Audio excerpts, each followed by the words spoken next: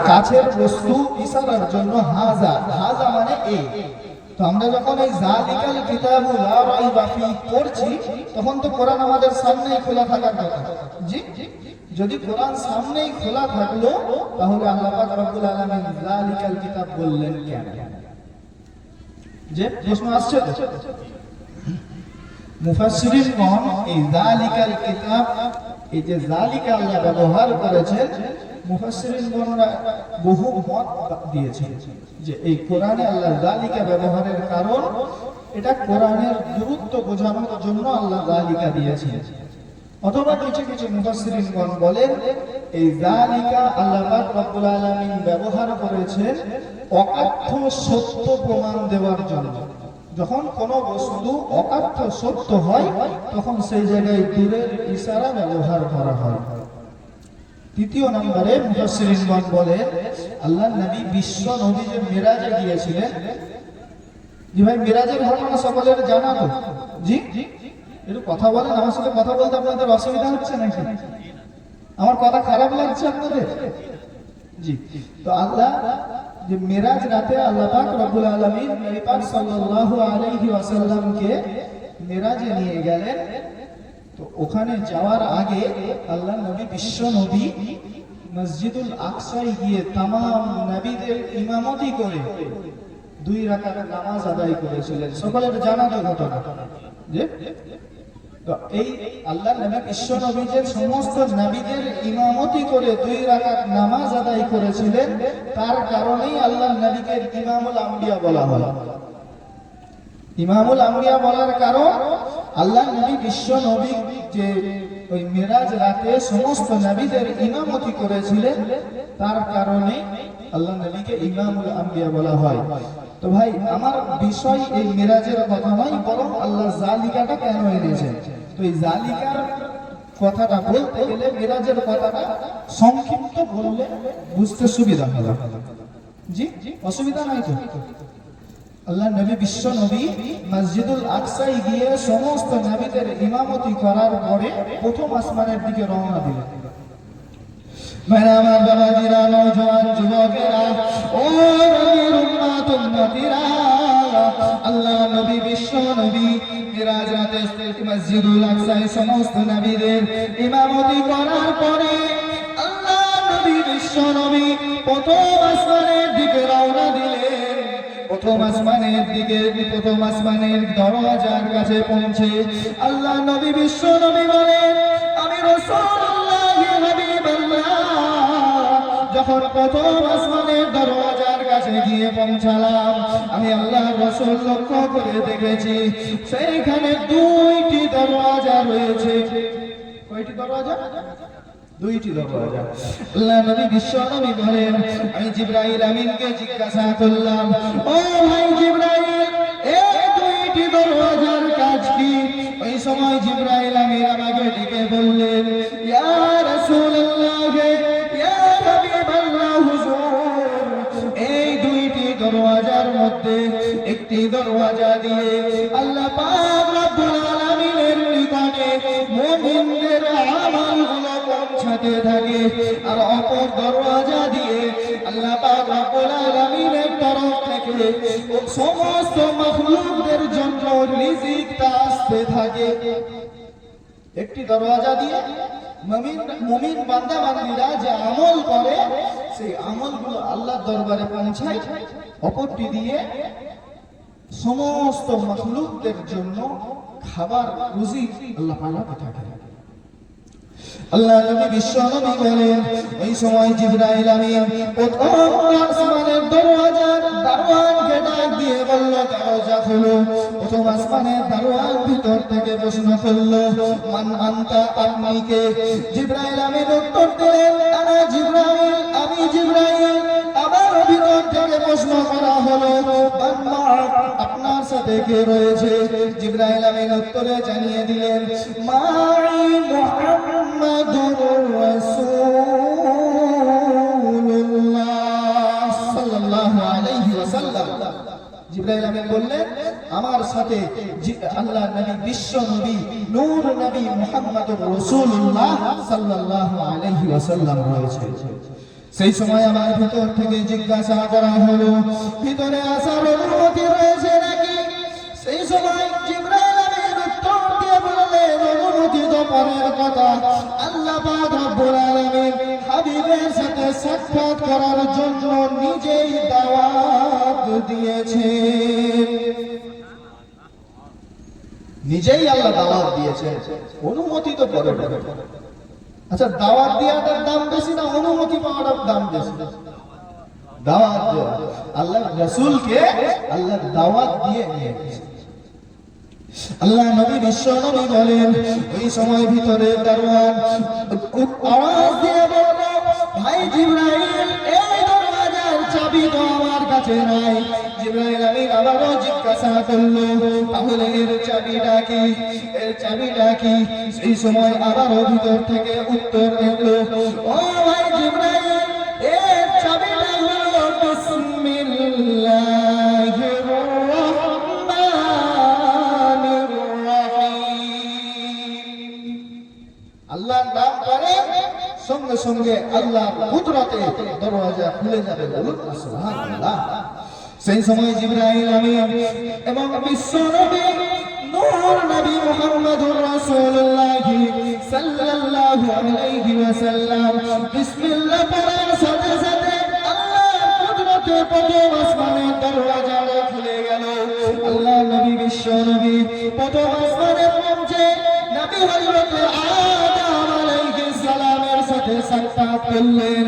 নবী আদম আলাইহিস সালামের সাথে সাক্ষাৎ করার পরে বিশ্ব নবী আবার উপরের দিকে রওনা দিলেন। আল্লাহ নবী বিশ্ব নবী বলেন, প্রথম আসমান থেকে দ্বিতীয় আসমানের দূরত্বটা প্রায় 500 বছরের পথ। আল্লাহ নবী বিশ্ব নবী বুরাকে চলে দ্বিতীয় আসমান, তৃতীয় আসমান, এমনি ভাবে চতুর্থ আসমানে গিয়ে পৌঁছালেন। চতুর্থ আসমানে নবী হযরত ইদ্রিস আলাইহিস সালামের সাথে সাক্ষাৎ করলেন। আল্লাহ নবী বিশ্ব নবী বলেন, ওই চতুর্থ আসমানে আমি রাসূলুল্লাহ আসমানের সূর্যটাকে দেখলাম। আল্লাহ নবী বিশ্ব নবী বলেন, আল্লাহ পাক রব্বুল আলামিন সূর্যটাকে চতুর্থ আসমানে রেখেছেন। এই হাদিসটার মধ্যে একটু দ্বন্দ্ব রয়েছে, মতবিরোধ রয়েছে মুহাদ্দিসিনদের মধ্যে। তো যাক, আল্লাহ নবী বিশ্ব নবী বলে, আমি দেখলাম চতুর্থ আসমানে আল্লাহ পাক সূর্যটাকে রেখেছেন। তো আল্লাহ পাক রব্বুল আলামিন ওই সূর্যটাকে যদি এক আসমান নিচে রাখতেন অসুবিধা হতো? অসুবিধা হতো না? যে যেখানটায় রোদ পড়ে ওই জায়গাটা ধীরে ধীরে মরুভূমিতে পরিণত হয়ে যায়। যে আমার কথা অসুবিধা হচ্ছে আপনাদের? আমার কথা বুঝতে পারছেন?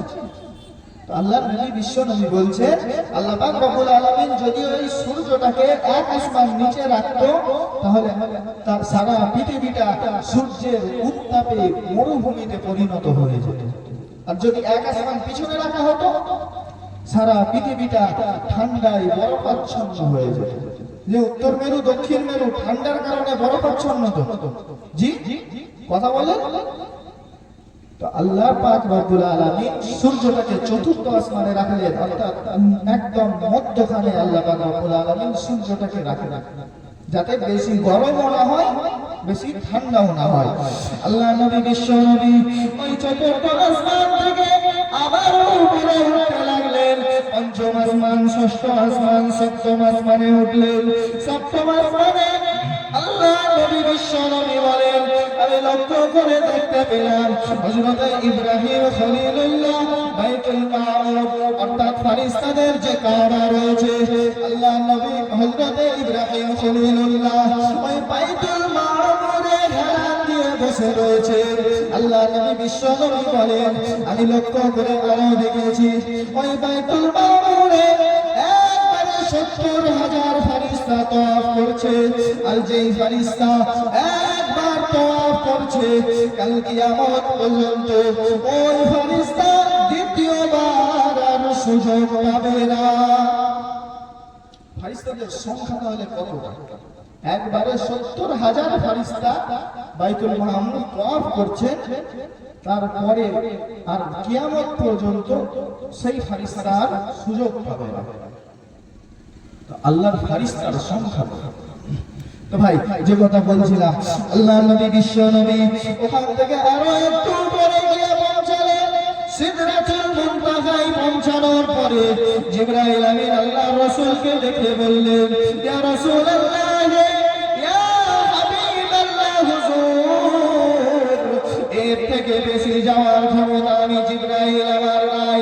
আমি জিবরাইল যদি এর থেকে বেশি যাওয়ার, এর থেকে অধিক যাওয়ার মতো সাহস করেছি, আমি জিবরাইল পুরোপুরি পুড়ে শেষ হয়ে যাব, আমি জিবরাইল ধ্বংস হয়ে যাব।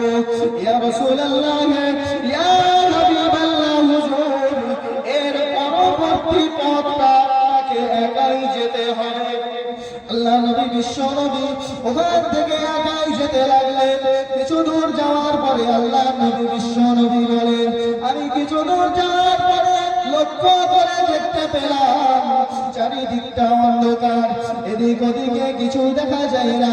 ওখান থেকে কিছু দূর যাওয়ার পরে আল্লাহ নবী বিশ্ব নবী বলেন, আমি ওখান থেকে কিছু দূর যাওয়ার পরে একটি কাঠের তক্তা দেখতে পেলাম, একটি কাঠের খণ্ড দেখতে পেলাম।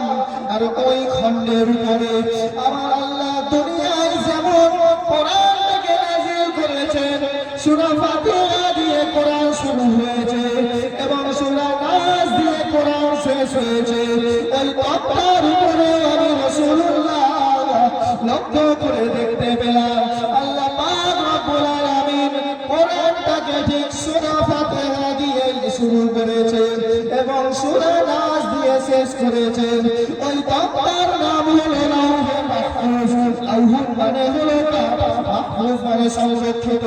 ওই সংরক্ষিত কাঠে যে কোরআনটাকে রাখা রয়েছে, আল্লাহ পাক রব্বুল আলামিন যালিকা দ্বারা ওই কোরআনকে ইঙ্গিত করেছেন। বলুন না সুবহানাল্লাহ। এই যালিকা দ্বারা লাউহে মাহফুজে যে কোরআন রয়েছে, আল্লাহ সেই কোরআনকে ইঙ্গিত করেছেন। এই কোরআন আমাদের কাছে রয়েছে। আল্লাহ পাক রব্বুল আলামিন জানিয়ে দিলেন, ইন কুনতা ফি রাইবিন মিম্মা নাযালনা আলা আবদিনা ফাতু বিসূরাতিন মিন মিসলিহি। ও আমার বান্দা বান্দীরা, তোমাদের মধ্যে হতে যদি কারো আমার কোরআন সম্পর্কে সন্দেহ থেকে থাকে, তাহলে তোমরা আমার কোরআনের ন্যায় একটি কোরআন লিখে দেখাও। আমার কোরআনের ন্যায় একটি সূরা লিখে দেখাও। জি ভাই, পারবে? মক্কার জমিনে আল্লাহ পাক রব্বুল আলামিন যখন এই চ্যালেঞ্জটা করলেন, মক্কার জমিনে যত বড় বড় লেখক, বড় বড় কবি ছিল, আল্লাহর কোরআনের ন্যায় একটি সূরা লেখার বহু চেষ্টা করেছে, তারপরেও আল্লাহর কোরআনের ন্যায় একটি আয়াত লিখতে পারেনি। আর যা একটা আয়াত লিখেছিলেন, ওইটাও আল্লাহর কোরআনেরই সাক্ষ্য দিয়েছিলেন। বলুন না সুবহানাল্লাহ। একটা আয়াত, যা একটা ছড়া যা তৈরি করেছিল ছন্দ মিলিয়ে, তাও আল্লাহর কোরআনের সাক্ষ্য দিয়েছিল।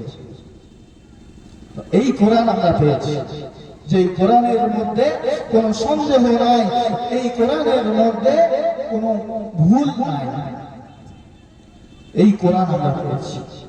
আল্লাহ পাক রব্বুল আলামিন বলেছে, যদি দুনিয়ার সমস্ত মানব এবং জিন জাতি একত্রিত হয়ে আমার কোরআনের ন্যায় একটি কিতাব লেখার চেষ্টা করে, কিয়ামত পর্যন্ত তারা একে অপরকে সাহায্য করে আমার কোরআনের ন্যায় একটি কোরআন লিখতে পারবে না। বলুন না সুবহানাল্লাহ। আচ্ছা, কোরআন যে আল্লাহ মানব জাতির উপর নাজিল করেছেন, এই কোরআনের কিছু হক রয়েছে। জি, কোরআনের গুরুত্ব একটা রয়েছে। আল্লাহ পাক রব্বুল আলামিন পাক কোরআনের মধ্যে জানিয়ে দিলেন, লাউ আনজালনা হাদাল কুরআনা আলা জাবালিন লারাআইতাহু খাশিয়া। ও আমার বান্দা বান্দীরা, আমি আল্লাহ তোমাদের নিকটে যে কোরআনকে নাজিল করেছি, এই কোরআনকে আমি আল্লাহ যদি কোন পাহাড়ের উপরে নাজিল করতাম, তোমরা দেখতে পেতে আমার কোরআনের যে বাগির ভার রয়েছে, ওই বাগির ভারে এবং আমার ভয়ে ওই পাহাড়টা বিনীত হয়ে বিদীর্ণ হয়ে গেছে। বিনীত হয়ে বিদীর্ণ হয়ে গেছে, পাহাড় ধ্বংস হয়ে গেছে।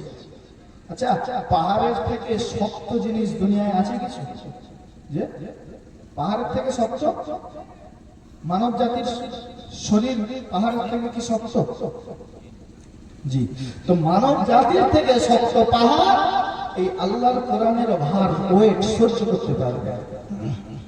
আল্লাহ নবী মুসা আলাইহিস সালামের উপরে আল্লাহ পাক রব্বুল আলামিন যখন তাওরাত কিতাবটাকে নাযিল করলেন, তাওরাত কিতাবটাকে আল্লাহ এই রকম নবী পাক সাল্লাল্লাহু আলাইহি ওয়াসাল্লামের উপরে যেমন একটি দুটি করে আয়াত নাযিল হয়েছিল, তাওরাত কিতাব ওইভাবে নাযিল হয়নি, বরং তাওরাতটাকে আল্লাহ একটি শিলাখণ্ড বা একটি কাঠের টুকরের উপরে একসাথে নাযিল করেছিলেন। একসাথে নাযিল করেছিলেন। আল্লাহর কোরআন যেমন নাযিল হয়েছে একটি দুটি আয়াত জিবরাইল আমিন এনে রাসূলকে জানিয়ে গেছেন, ওইভাবে নয়, বরং একত্রে একটি শিলাখণ্ডে বা একটি কাঠের টুকরে আল্লাহ পাক রব্বুল আলামিন তুর পাহাড়ের উপর নাযিল করেছিলেন। তো আল্লাহ পাক রব্বুল আলামিন নবী মুসাকে ডেকে বললেন, হে আমার নবী মুসা, তোমাকে আমি এই তাওরাত কিতাবটা দান করলাম, তুমি আমার এই কিতাবটা নিয়ে তোমার কওমের কাছে যাও।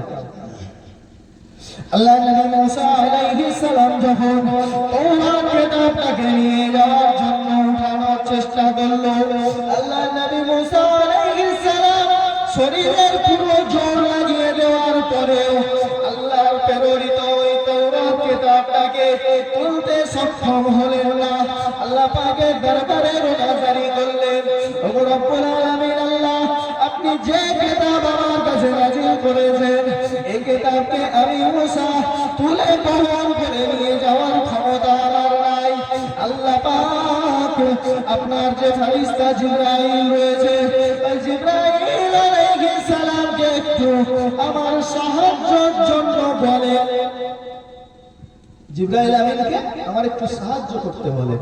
আল্লাহ পাক রব্বুল আলামিন নবী মুসা আলাইহিস সালামের সওয়ালটাকে গ্রহণ করলেন এবং হযরত জিবরাইল আমিনকে বললেন, জিবরাইল যাও নবী মুসাকে একটু সাহায্য করো। আল্লাহ নবী মুসা আলাইহিস সালাম এবং জিবরাইল আমিন দুইজনে মিলে তাওরাত কিতাবটাকে তোলার চেষ্টা করতে লাগলেন। দুইজনে বহু চেষ্টা করার পরে ওই তাওরাত কিতাবটাকে তুলতে সক্ষম হলেন না। আবারও আল্লাহ নবী মুসা আলাইহিস সালাম আল্লাহর কাছে রোজাদারি করতে লাগলেন। আল্লাহর ফেরেশতা হযরত জিবরাইল আমিন এবং আমি নবী মুসা আলাইহিস সালাম দুইজনে মিলে আপনার প্রেরিত কিতাবটাকে তুলতে সক্ষম হয়নি। আল্লাহ আপনার আরো কিছু ফেরেশতাদের আমার মাদদের জন্য, আমার সাহায্যের জন্য প্রেরণ করুন।